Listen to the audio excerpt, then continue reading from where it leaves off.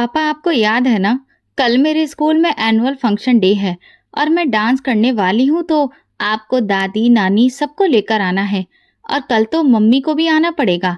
आप उनको फोन करके बोल देना। मैं उस वक्त अपनी 8 साल की बेटी रिया की चोटी बना रहा था और स्कूल जाने के लिए तैयार कर रहा था। जब उसकी ये बात सुनते ही मेरे हाथ अचानक से रुक गए।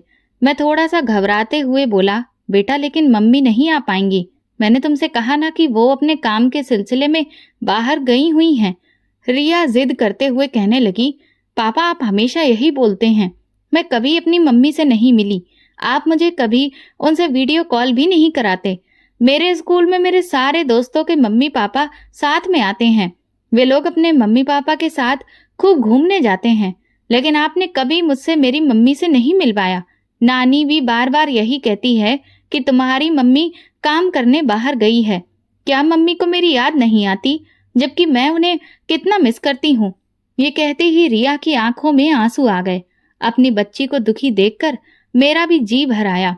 मैंने उसे सीने से लगा लिया और अतीत की यादों में खो गया। मम्मी, आपने दिलीप अंकल से बात की? रुद्र ने अपनी माँ से फिर से इस बारे में पूछा। बेटा मैं तुम्हें पहले भी कह चुकी हूँ रुद्र, वो लोग नहीं मानेंगे। तुम अच्छे से जानते हो कि अब हमारी वो हैसियत नहीं रही है। रुद्र कहने लगा, आखिर क्यों नहीं रही है हमारी हैसियत? क्या हो गया है हमारी औकात को? इस सब कुछ में बराबर के हिस्सेदार हम लोग भी हैं। जितना ये घर अंकल का है उतना हमारा भी है। और फिर जब मैं नौकरी भी करता हूँ तो फिर मुझ में आखिर क्या कमी है? रुद्र ने झंझना कर अपनी माँ से कहा। सुमित्रा अपने बेटे की जिद के आगे अब हारने लगी थी। वो कहने लगी, बेटा मैं तुम्हें कैसे समझाऊं? तुम्हारे पिताजी के देहांत के बाद उनके दोस्त और बिजनेस पार्टनर ने हम लोगों पर खर्च किया। हमारे घर के सारे खर्चे भी उन्होंने ही उठाए। मैं उनके एहसानों के नीचे ही दबी पड़ी हूँ। पुरानी बातें याद करके मैं ये नहीं चाहती कि वो हम लोगों से नाराज हो जाएं। भूल जाओ श्रेया को। वैसे भी अब हम लोग उनकी बराबरी के नहीं रहे हैं। रुद्र ने अपनी दोनों मुट्ठियों को भींचकर कहा, मम्मी अपने आप को खुद से कमजोरी बनाकर क्यों रख लिया है? मेरे पापा जब इस दुनिया से गए थे तो ये जो फैक्ट्री है इसमें सिर्फ अंकल का ही आधा हिस्सा नहीं था, बल्कि मेरे पापा का भी था। उन दोनों लोगों ने मिलकर इस फैक्ट्री और बाकी सब चीजों की शुरुआत की थी। और असलियत ये है कि पापा के जाने के बाद दिलीप अंकल ने उसमें से हमें वापस कुछ भी नहीं दिया। अगर आज मैं भी वहीं पर काम कर रहा होता तो अपने पिता की जगह पर मैं बैठा होता और मेरी हैसियत भी उन लोगों के बराबर ही होती। रुद्र अब बस करो। क्यों तुम बेवजह बात को उखाड़ रहे हो? देखो, ये मत भूलो कि ये पूरा घर अब तुम्हारे अंकल का ही है, क्योंकि उन्होंने अपने नाम पर सब कुछ लिखवा लिया है। इसलिए अब इन बातों का कोई फायदा नहीं है। हमारे हाथ में कुछ भी नहीं है।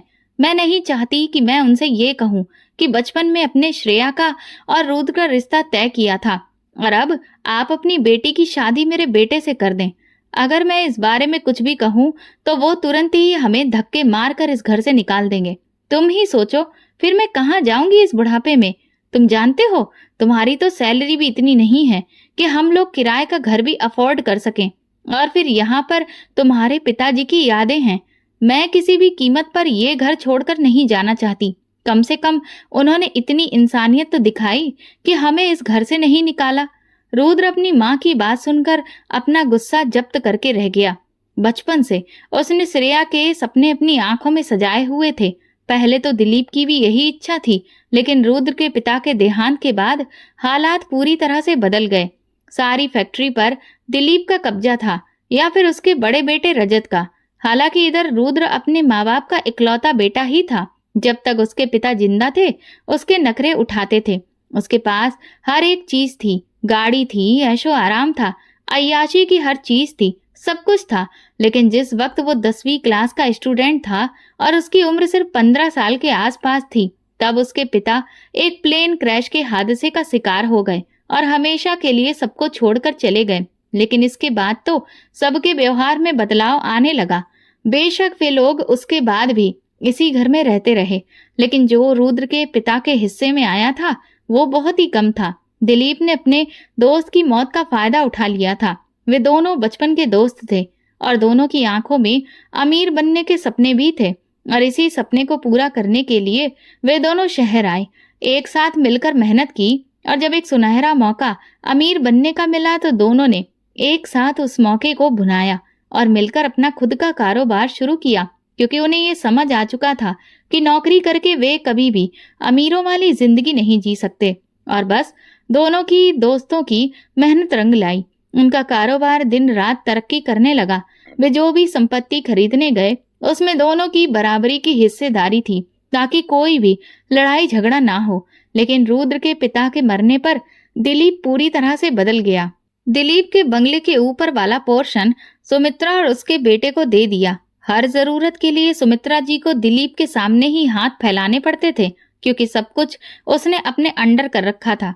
हालांकि सुमित्रा जी को दिलीप से मांगते हुए शर्म तो महसूस होती थी, इसलिए कई बार वो अपनी बहुत सारी जरूरतें दबा भी जाती थी। जब भी रुद्र की फीस भरनी होती तो वो उसे ही कहती कि जाओ अपने अंकल से पैसे मांग लो। बार बार हर चीज के लिए दिलीप से कहना उन्हें अच्छा नहीं लगता था, बल्कि वो हमेशा ये सोचती थी कि ये तो उन्हें खुद से ख्याल होना चाहिए कि एक ठीक ठाक रकम हर महीने वो अपने दोस्त की विधवा को दे दें।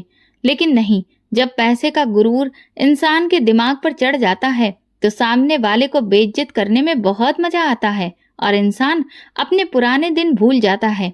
ऐसा ही कुछ दिलीप के दिमाग में भी था। वो चाहता था कि दोनों माँ बेटा उसके सामने हाथ फैलाएं। रुद्र बिना किसी झिझक के उससे पैसे मांगता था, सिर्फ ये समझकर कि इसमें तो उसके बाप का भी हिस्सा है। जब उसने अपने अंकल से कहा कि वो अब आगे मेडिकल की पढ़ाई करना चाहता है तो दिलीप कहने लगा, नहीं, मैं तुम्हारी मेडिकल की फीस नहीं भर सकता। हालांकि श्रेया और रुद्र दोनों ही बच्चे मेडिकल की पढ़ाई करने के सपने देख रहे थे, लेकिन अफसोस कि रुद्र को इस बात की इजाजत ही नहीं दी गई। वो कहने लगा, क्यों अंकल, ये तो मेरे स्वर्गीय पिताजी का भी सपना है और इसलिए मुझे ये पढ़ाई करनी है। दिलीप कहने लगा, तुम्हारे पिताजी अपने सपनों को लेकर इस दुनिया से हमेशा के लिए जा चुके हैं और अब मेरे पास इतने पैसे नहीं हैं। ये तो मैं ही जानता हूँ कि दो दो घरों को मैं कैसे पाल रहा हूँ। हर एक घर गृहस्थी के 100 तरह के खर्च होते हैं। मेरे अपने भी बच्चे हैं। अभी मुझे अपने छोटे बेटे नमन को हायर स्टडीज के लिए विदेश भी तो भेजना है, इसीलिए मुझे बहुत सारे पैसों की जरूरत है। और वैसे भी शुक्र मनाओ कि मैं कम से कम तुम दोनों माँ बेटे को इस घर से तो नहीं निकाल रहा हूँ। अगर और कोई होता ना तो कब का तुम्हारे हाथ में कटोरा पकड़ा देता। रुद्र ने अपने माथे पर बल डालते हुए बोला, अंकल, आप बोल रहे हैं ये फैक्ट्री सिर्फ आपकी नहीं है, मेरे पिताजी की भी है। उसका ये कहना था कि एक जोरदार थप्पड़ दिलीप ने रुद्र के गाल पर दे मारा, जिसकी गूंज घर के ऊपरी मंजिल तक पहुंच गई थी। रुद्र बेचारा थप्पड़ की मार से बुरी तरह से छटपटाने लगा। सुमित्रा जी तो जैसे कलेजे पर हाथ ही पड़ गया हो। वो भागती हुई नीचे आई, देखा तो रुद्र फर्श पर गिर पड़ा है और दिलीप उसे बड़े ही गुस्से से घूर रहा है। दिलीप की पत्नी संगीता भी वहीं पर मौजूद थी, लेकिन अपने माथे पर बल डालते हुए चुपचाप खड़ी थी। सुमित्रा तुरंत नीचे आई और कहने लगी, भाई साहब, क्या हुआ है? क्या रुद्र ने कुछ कह दिया है? ये सुनते ही दिलीप बड़ी ही जोर से दहाड़ा, अपने इस नाकारा बेटे की जुबान को लगाम लगा दो। एक तो मैं इसे अनाथ समझकर कुछ कहता नहीं हूँ, और ये है कि मेरे आगे जुबान चला रहा है, मुझे आंखें दिखाने लगा है। सुन लड़के, ये मत भूल कि अब तेरा बाप जिंदा नहीं है जो इस फैक्ट्री और कारोबार को आगे बढ़ा रहा है, समझा? जो तू बार बार ये दोहराता रहता है कि इस सब में मेरे बाप का भी हिस्सा है। सुमित्रा जी की आंखें ये सुनते ही नम हो गईं। वो कहने लगी, रुद्र, तुम्हें क्या कह दिया है? रुद्र बोला, मैंने कुछ भी गलत नहीं कहा है मम्मी। ये सब कुछ सिर्फ अंकल का नहीं है, मेरे पिताजी का भी है। मैं बस इन्हें यही बोला कि मुझे अब आगे मेडिकल में एडमिशन लेना है, तो ये कह रहे हैं कि ये मेरी मेडिकल की फीस नहीं भरेंगे। मम्मी, क्या मैं मेडिकल की पढ़ाई नहीं करूंगा? मैंने कितनी मेहनत करके टॉप किया है और अब ए ग्रेड लेकर आया हूँ, और ये मुझसे कह रहे हैं कि मुझे एडमिशन ही नहीं दिलवाएंगे। मेरे खर्चों को बर्दाश्त नहीं कर सकते और उल्टा अपने बेटे को पढ़ने के लिए विदेश भेज रहे हैं। मेरे पापा भले ही जिंदा नहीं हैं, लेकिन उनकी मेहनत से खड़ा किया गया कारोबार तो यही है ना, तो फिर उनके हिस्से पर मेरा भी हक है। ये सुनते ही दिलीप एक बार फिर से दहाड़ा।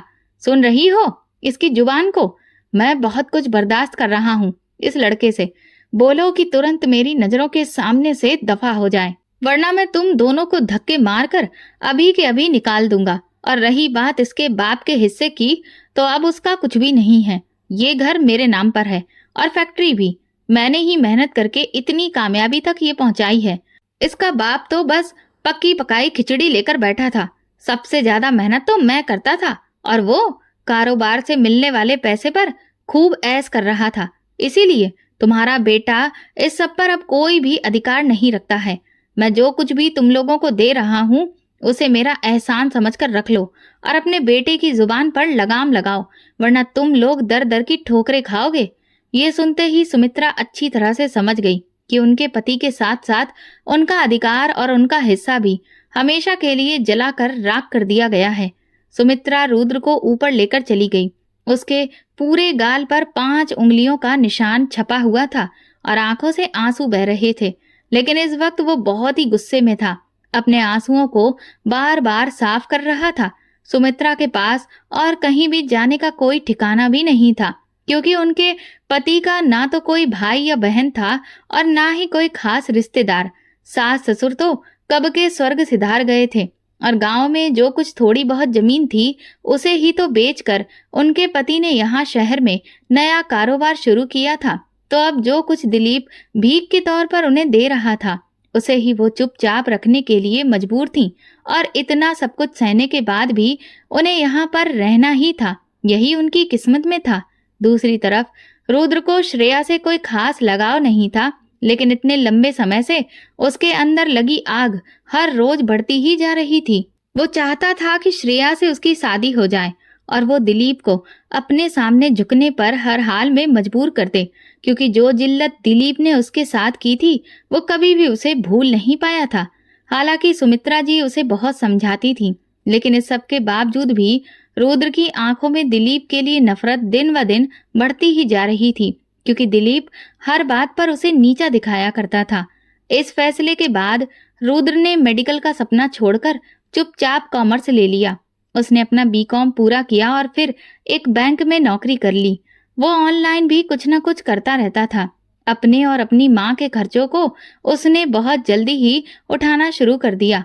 उम्र से पहले ही वो बेचारा बड़ा हो चुका था, क्योंकि उसे हालातों ने मजबूर कर दिया था। लेकिन जब जब वो श्रेया को अपनी नजरों के सामने देखता था तो उसका खून खौलने लगता था। श्रेया की परवरिश बहुत ही नाजों से की जा रही थी।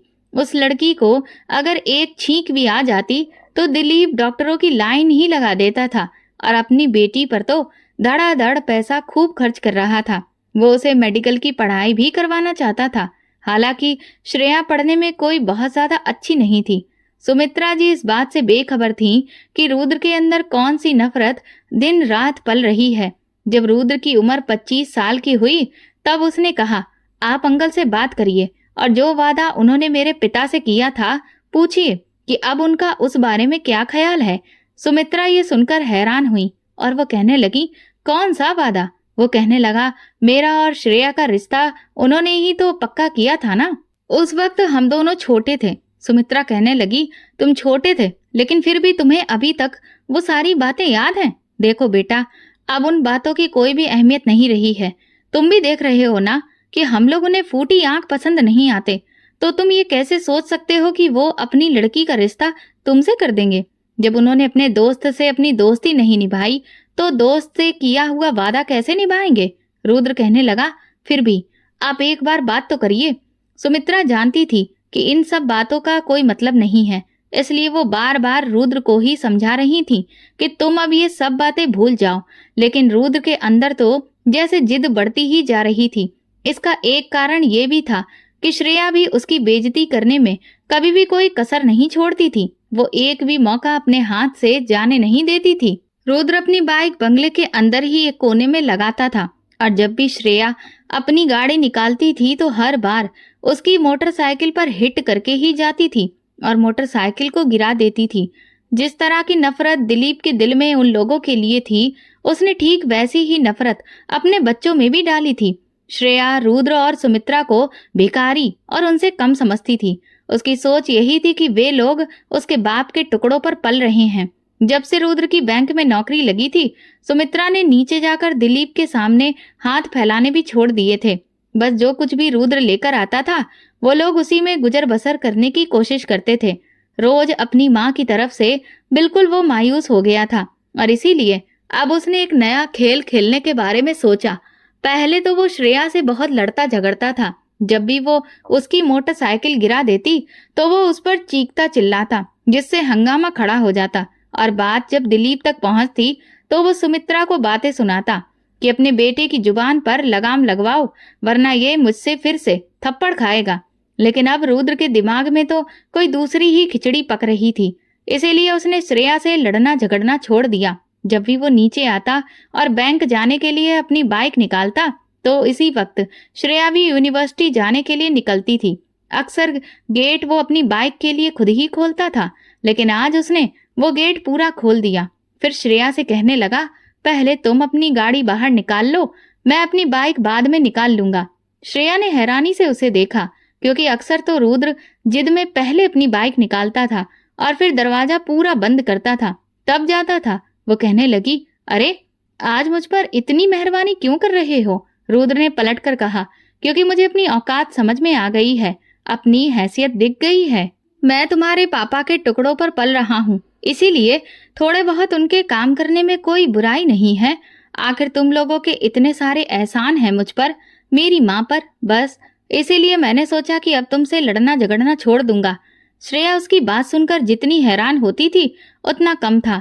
कहाँ तो रोज वो अपनी नाक पर मक्खी भी नहीं बैठने देता था, और अब उसे बड़े ही अच्छे तरीके से वो बात कर रहा था।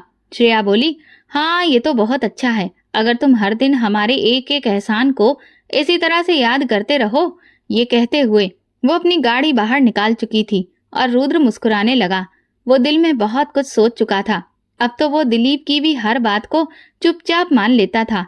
दिलीप भी उसके बदले हुए व्यवहार पर बहुत हैरान थे, लेकिन सबसे ज्यादा हैरान तो सुमित्रा ही थी। उन्हें लगा कि शायद वो इसलिए ये सब कुछ कर रहा है ताकि दिलीप अपनी बेटी का रिश्ता उसे दे दे।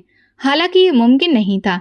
एक बार सुमित्रा जी ने खाने के दौरान रुद्र से कहा कि ये जो तुम इतनी मेहरबानियां कर रहे हो, इसके बावजूद भी श्रेया का रिश्ता वो लोग तुम्हें कभी भी नहीं देंगे। रुद्र बड़े ही मजे से खाना खाते हुए कहने लगा, मम्मी, श्रेया मेरे लिए इस दुनिया की कोई आखिरी लड़की थोड़ी ही है। अगर वो उसका रिश्ता मुझे नहीं भी देंगे तो कोई बात नहीं, मैं किसी और से शादी कर लूंगा। मुझे उससे कोई दिलो जान वाली मोहब्बत तो नहीं है कि अगर वो लड़की मुझे नहीं मिलेगी तो मैं मर जाऊंगा। सुमित्रा जी तो हैरान होकर उसे देख रही थी कि आखिर इस लड़के के बदले हुए व्यवहार की वजह क्या है। बहरहाल रुद्र के होश तो उस वक्त उड़ गए जब दिलीप जी ने श्रेया की मंगनी अपने एक बहुत बड़े कारोबारी दोस्त के बेटे से की, जो शहर के जाने माने करोड़पति थे। उस दिन रुद्र सोच में पड़ गया कि अब वो क्या करे। 2 महीने बाद ही श्रेया की शादी होनी थी और इधर वो इसी टेंशन में सिगरेट पर सिगरेट पिए जा रहा था। वो बहुत परेशान था और वक्त तेजी से गुजर रहा था। रुद्र का तो बस ही नहीं चल रहा था कि अब वो क्या कुछ ना कर गुजरे, और बस इसी उलझन में उसके दिमाग में एक शैतानी आइडिया आया। उसने श्रेया की शादी से 2 दिन पहले पैसे देकर श्रेया को किडनैप करवा दिया। श्रेया की शादी की वजह से घर में बहुत सारा काम फैला पड़ा था, जिसकी काफी सारी जिम्मेदारियां दिलीप जी ने रुद्र के कंधों पर भी डाल रखी थी, और इसी वजह से वो वहां नहीं जा सकता था जहां उसने श्रेया को रखने के लिए कहा था। जैसे ही श्रेया गायब हुई तो घर में तो जैसे कयामत ही टूट पड़ी थी।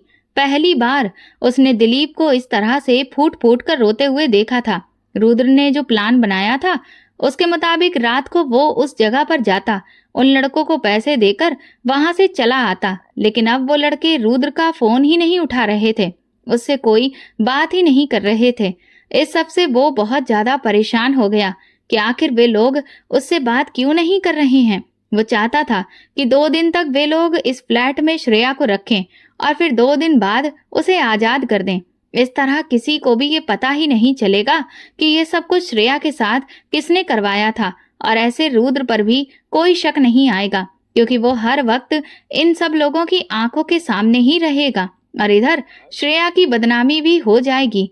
फिर जब उससे कोई भी शादी नहीं करेगा तो फिर रुद्र आगे बढ़कर उससे शादी कर लेगा और फिर उससे बदला भी लेगा। लेकिन अब वो बहुत परेशान था क्योंकि कई बार कोशिश करने के बावजूद भी वे लोग उसका फोन नहीं उठा रहे थे। इधर दिलीप ने रो रो कर अपनी हालत इतनी बुरी कर ली कि उन्हें शाम तक हार्ट अटैक पड़ गया। दिलीप का छोटा बेटा भी विदेश से वापस आ चुका था, क्योंकि उसकी इकलौती बहन की शादी थी।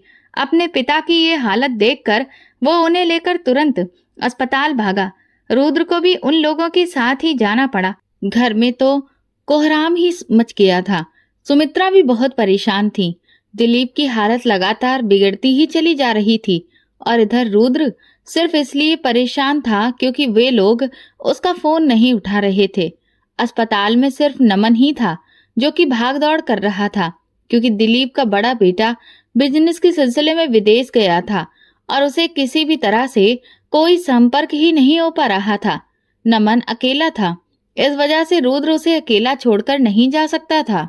आधी रात तक कहीं जाकर दिलीप की हालत में कुछ सुधार हुआ। तब रुद्र ने नमन से कहा कि तुम रात में यहाँ पर ही रुक जाओ, मैं घर चला जाता हूँ। वो कहने लगा ठीक है, अब तुम जाओ। वो तुरंत अस्पताल से निकलकर सीधा उस फ्लैट की तरफ भागा जहाँ उसने उन लड़कों को श्रेया को रखने के लिए कहा था। जब वो फ्लैट पर पहुंचा तो उसका दरवाजा खुला हुआ था। वो अंदर आया और अंदर पहुंचते ही उसने चीखने की आवाज सुनाई दी। अंदर बने कमरे के दरवाजे से लगी हुई खिड़की को जब उसने जरा सा खोल कर देखा तो उसके होश उड़कर रह गए। श्रेया उस वक्त बेड पर बिल्कुल बेसुध पड़ी थी और पूरी तरह से लहूलुहान थी। उसकी यह हालत साफ बता रही थी कि यहाँ पर क्या हो चुका है। वो समझ चुका था कि श्रेया के साथ क्या कयामत गुजरी है। ये सब कुछ देखकर तो रुद्र का दिल धड़कना ही भूल गया। वो चुपचाप उस फ्लैट से बाहर वापस निकल आया, क्योंकि उसे अंदाजा नहीं था कि ये सब कुछ करने वाले श्रेया के साथ इतना बुरा करेंगे। रुद्र का इरादा तो सिर्फ श्रेया को बदनाम करने का था, ताकि उसके साथ उसकी शादी हो जाए, लेकिन उन लोगों ने तो श्रेया को बर्बाद करके रख दिया था। दरवाजा अभी भी बंद था। अगर वो उसके कमरे में जाता तो जाहिर सी बात है सब लोगों को पता चल जाता कि रुद्र ने ही ये सब कुछ किया है। कुछ ही देर के बाद रुद्र के मोबाइल पर उस आदमी का फोन आने लगा जिसने श्रेया को अगवा किया था। रुद्र ने फोन उठाया और उस पर जोर से चिल्लाया, तुमने ये क्या किया?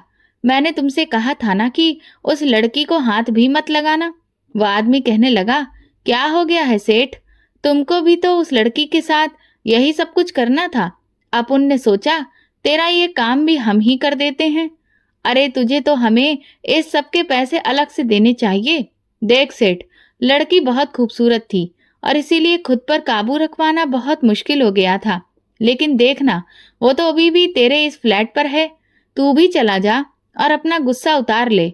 रुद्र कहने लगा, शट अप, मैं तुम लोगों को छोड़ूंगा नहीं। तो वो आदमी जोर जोर से हंसने लगा और कहने लगा, तू हमारा बाल भी बांका नहीं कर सकता, क्योंकि तेरे नाम का चेक अभी भी हमारी जेब में पड़ा हुआ है।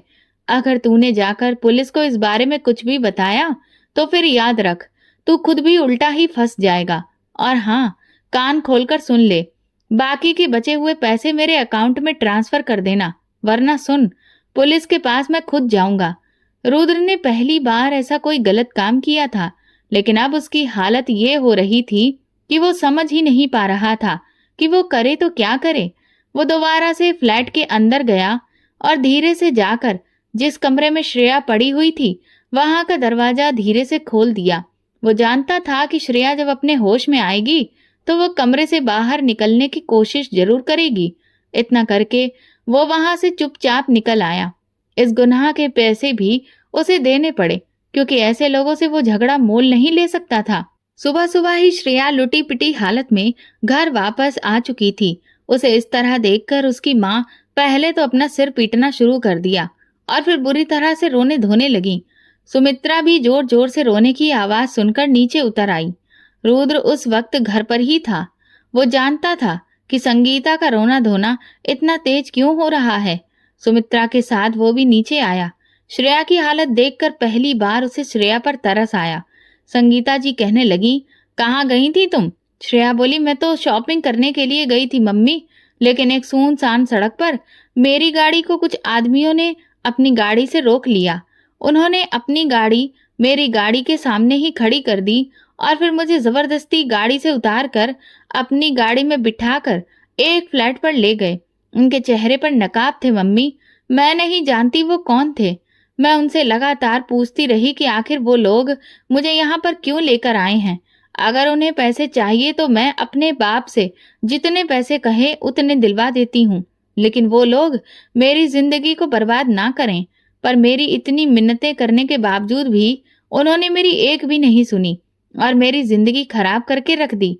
ये सुनते ही संगीता जी और जोर जोर से रोने लगी और कहने लगी, तुम जानती भी हो तुम्हारा बाप इस वक्त जिंदगी और मौत के दौराहे पर खड़ा है। अगर उन्हें ये पता चल गया कि तुम्हारे साथ ये सब कुछ हो गया है तो वो तो जीते जी ही मर जाएंगे। श्रेया, एक काम करो, तुम जहर खाकर मर जाओ। हाँ, तुम मर जाओ। एक तो श्रेया वैसे ही बहुत बुरी हालत में थी। उसे देखकर अब उसकी माँ उसे इस तरह से कह रही थी।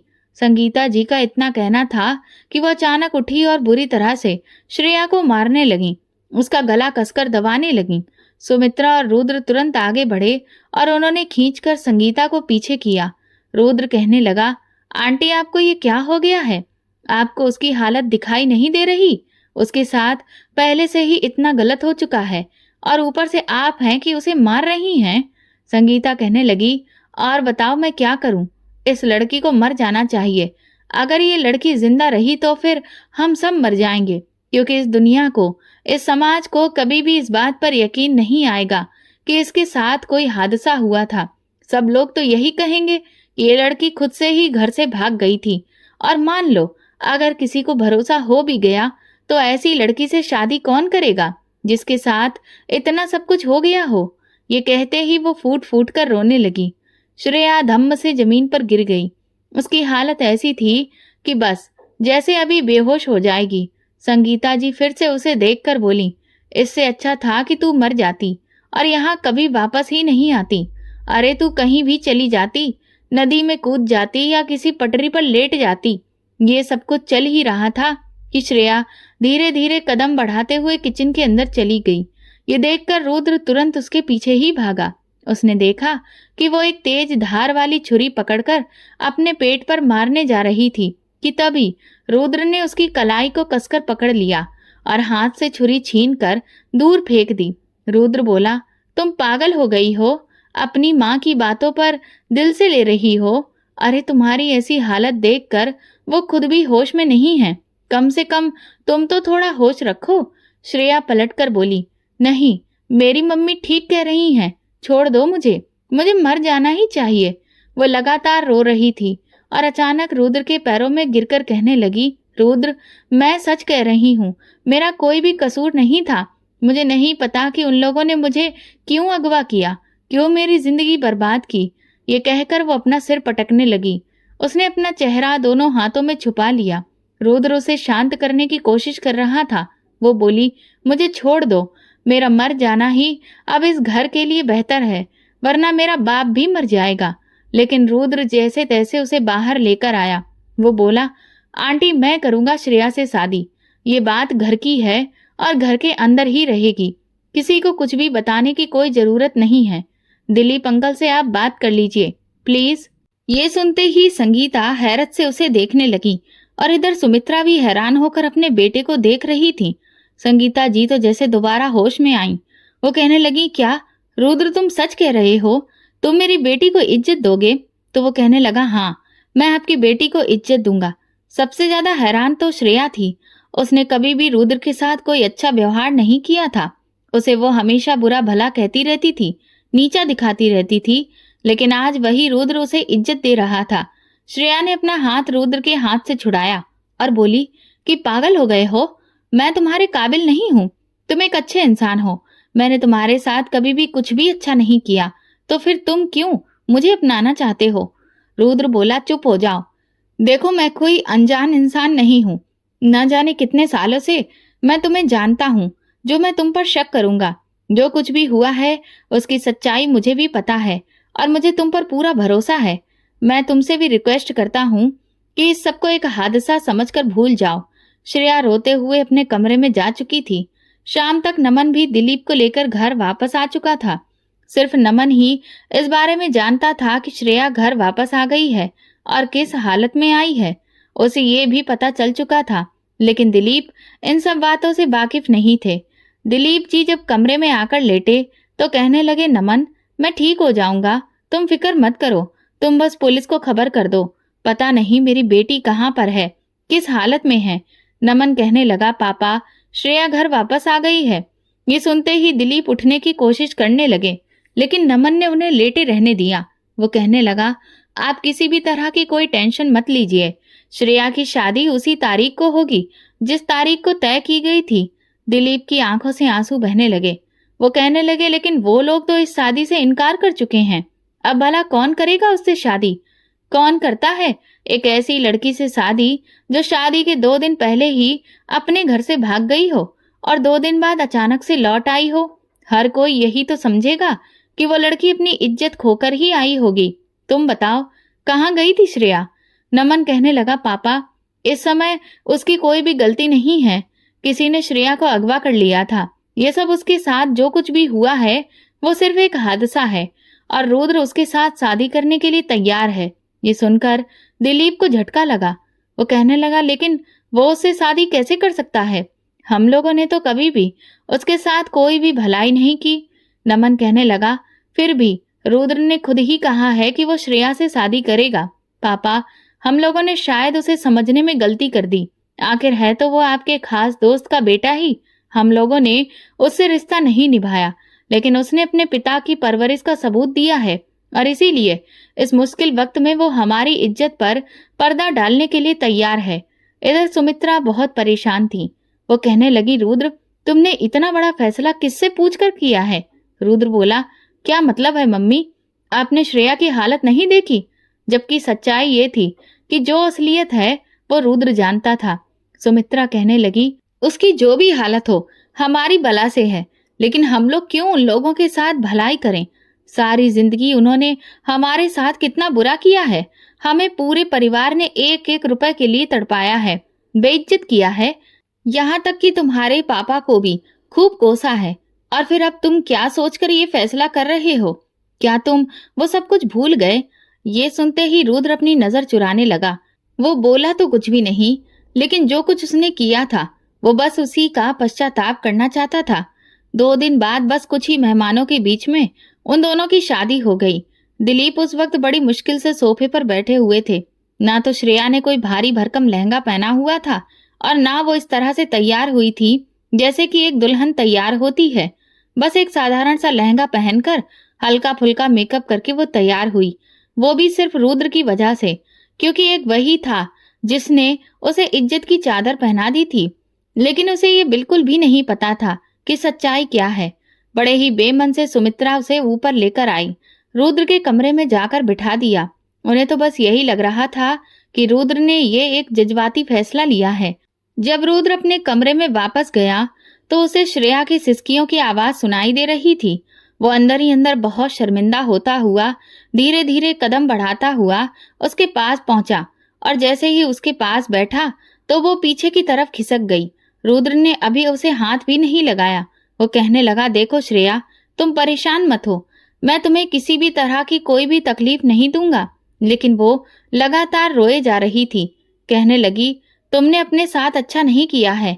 एक मर्द बहुत बहादुर बनकर इन सब बातों की जिम्मेदारी लेता है कि वो एक ऐसी लड़की को सहारा देगा जिसके साथ गलत हुआ।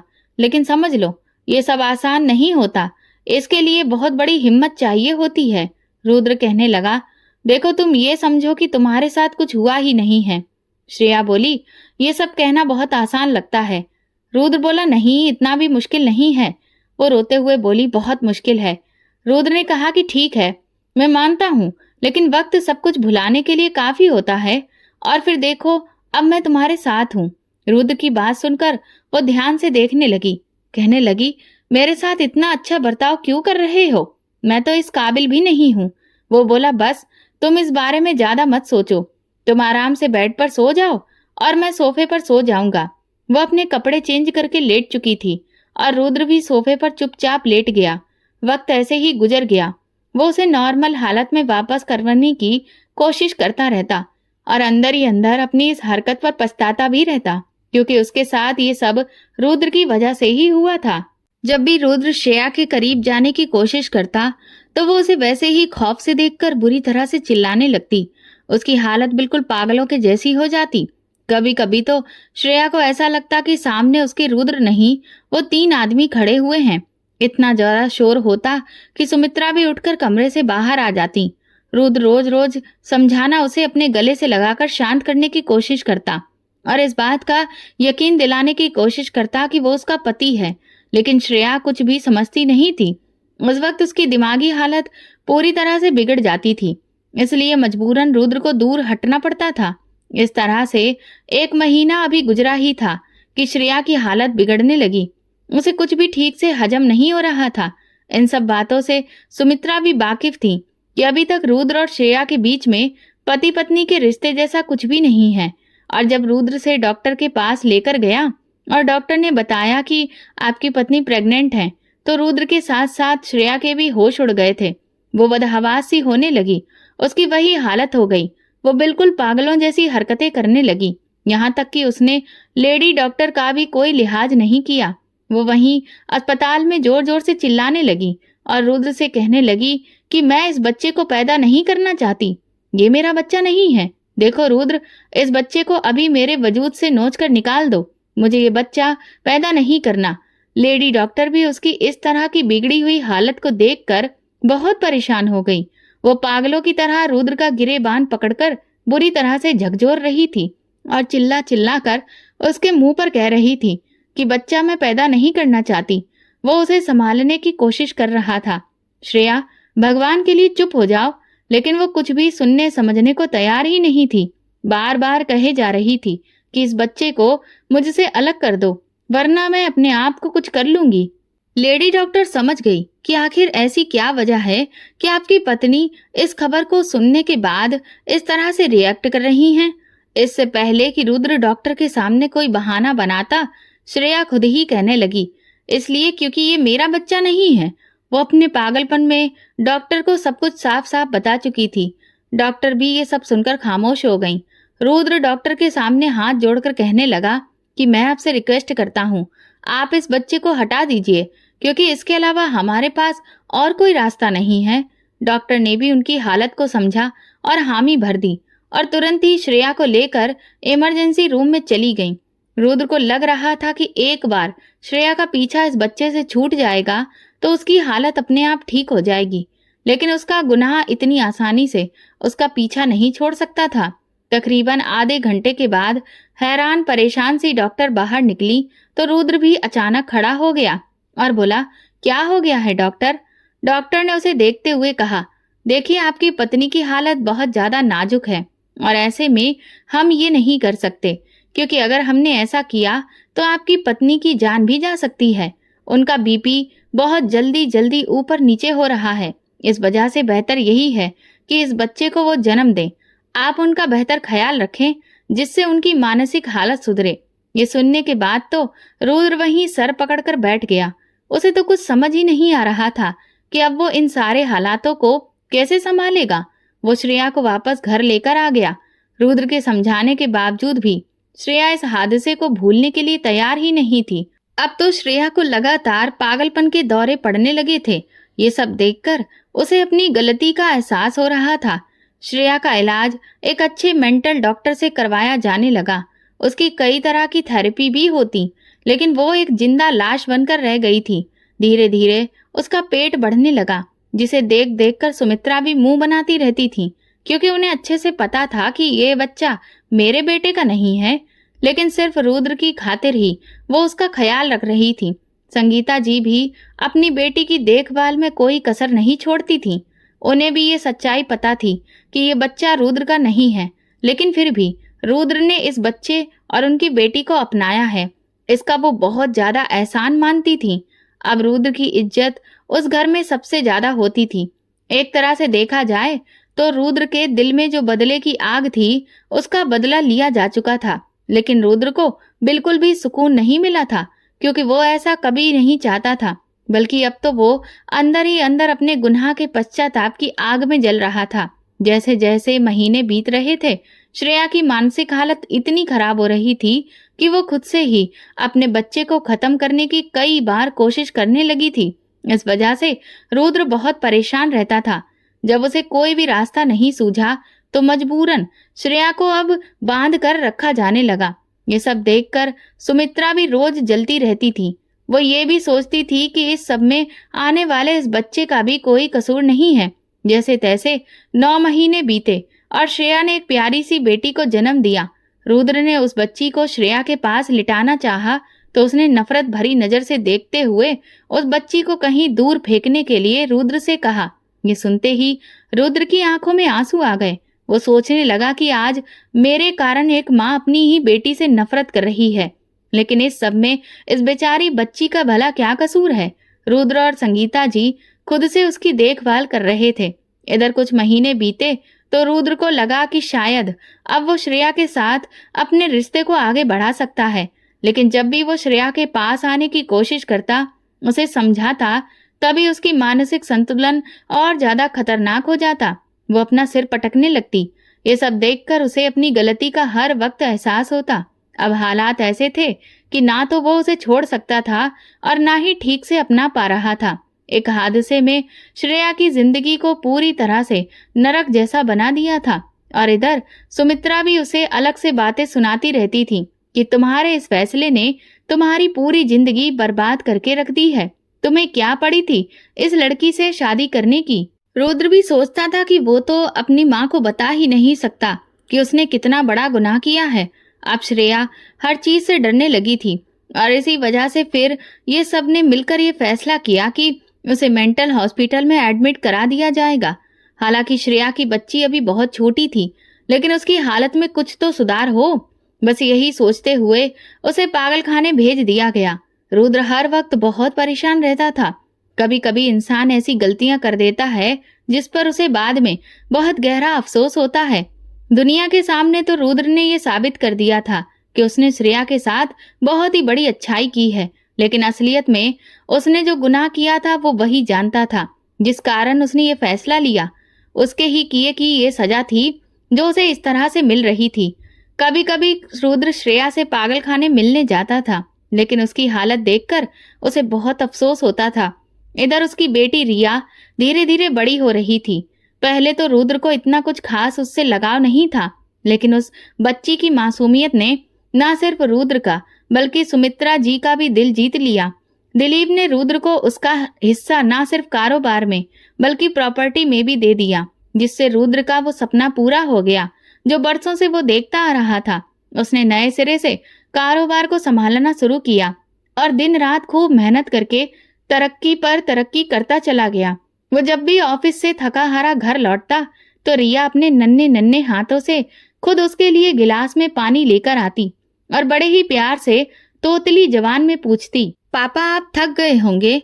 रुद्र के चेहरे पर उसे देखते ही मुस्कान आ जाती और सारी थकान मिट जाती।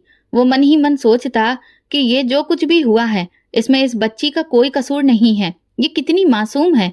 इसकी जिंदगी जिस तरह की चीजों से भरी है उसका कारण भी सिर्फ मैं ही हूँ। ये बच्ची आज अगर अपनी माँ से दूर है तो वो सिर्फ मेरी वजह से। धीरे धीरे रिया कब रुद्र की जान बन गई उसे पता ही नहीं चला। तब जाकर उसे एहसास हुआ कि दिलीप ने किस तरह से वो गम झेला होगा जो उसने श्रेया के साथ किया था।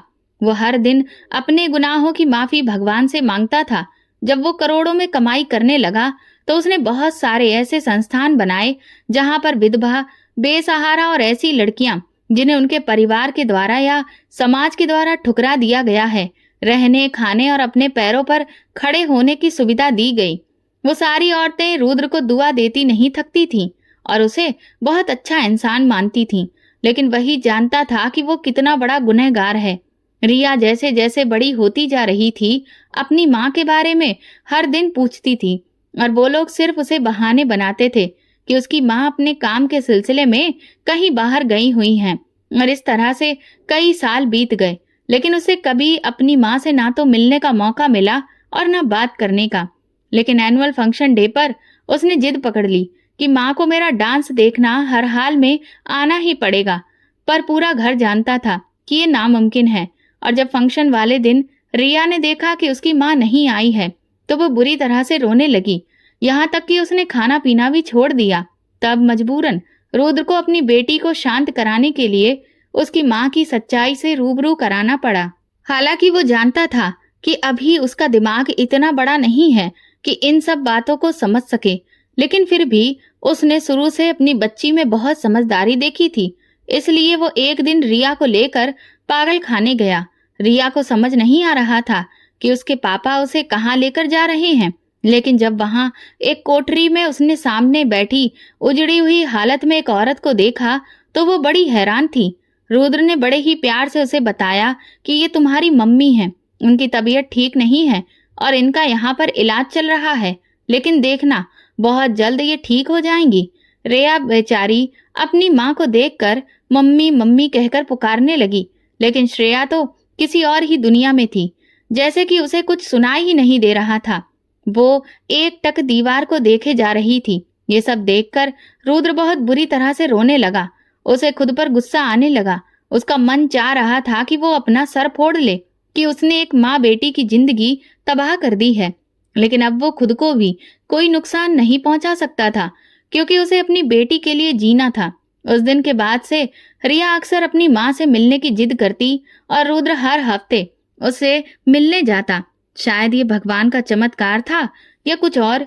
रिया के वहां जाने से वो श्रेया जो एक जिंदा लाश बन गई थी, धीरे धीरे उसमें कुछ इमोशन जागने लगे।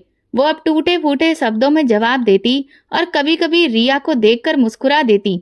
ये सब देखकर रुद्र के मन में उम्मीद जागी कि शायद श्रेया अब ठीक हो जाएगी, और इसीलिए घर वालों की सहमति ना होने के बावजूद भी वो श्रेया को घर वापस ले आया और ज्यादातर वक्त वो और रिया उसके साथ ही बिताने लगे। आज रिया की शादी है। श्रेया की हालत पूरी तरह से ठीक तो नहीं हुई है, लेकिन हाँ, फिर भी वो पहले से काफी बेहतर है। व्हील चेयर पर बैठी अब वो अपनी बेटी के साथ फेरे होते हुए देख रही थी। विदाई के वक्त रिया अपनी माँ के गले लगकर खूब रोई। श्रेया को शायद एहसास नहीं हो कि ये सब क्या हो रहा है, लेकिन रिया को रोते देखकर उसकी भी आंखों से आंसू बहने लगे। रिया अपने पति के साथ विदा होकर इस घर से चली गई। हर कोई रुद्र की तारीफ कर रहा था कि उसने अकेले होने के बावजूद अपनी बेटी की बहुत अच्छी परवरिश की, उसे डॉक्टर बनाया और आज उसकी शादी भी इतनी धूमधाम से की। लेकिन रुद्र ही जानता था कि वो आज भी सिर्फ अपने गुनाह की सजा काट रहा है, और शायद जब तक जिंदा रहेगा तब तक काटता रहेगा। इंसान को गुस्से में आकर ऐसी गलतियां नहीं करनी चाहिए जिनकी भरपाई उन्हें पूरी जिंदगी करनी पड़े। भले ही हमें ये लगता है कि हम कोई गुनाह करेंगे तो हमें कोई नहीं देख रहा, लेकिन हम भूल जाते हैं कि भगवान सब कुछ देख रहा है। इसीलिए कुछ भी करने से पहले हमें 100 बार सोचना चाहिए। अपने अधिकार को पाने के लिए हमें सही रास्ता बनाना चाहिए, ना कि इस तरह का कोई भी गलत काम करें कि किसी दूसरे की पूरी जिंदगी ही बर्बाद कर दें। ये पूरी कहानी काल्पनिक है। इसका किसी भी व्यक्ति, स्थान या वास्तविक घटना से कोई संबंध नहीं है। इसका उद्देश्य केवल मनोरंजन और सस्पेंस आधारित कहानी प्रस्तुत करना है। इसमें दर्शाई गई घटनाएं, पात्र और परिस्थितियां पूरी तरह से कल्पना पर आधारित हैं। हम किसी भी प्रकार के अपराध, धोखे या गलत व्यवहार का समर्थन या प्रचार नहीं करते। आपको ये कहानी कैसी लगी? दोस्तों प्लीज मुझे कमेंट सेक्शन में जरूर बताएं। मेरे चैनल को सब्सक्राइब कर वीडियो को लाइक कर दें और वीडियो को हाइप भी दें। ऐसी और भी रोमांचक कहानियों को सुनने के लिए मेरे चैनल के साथ बने रहें। धन्यवाद।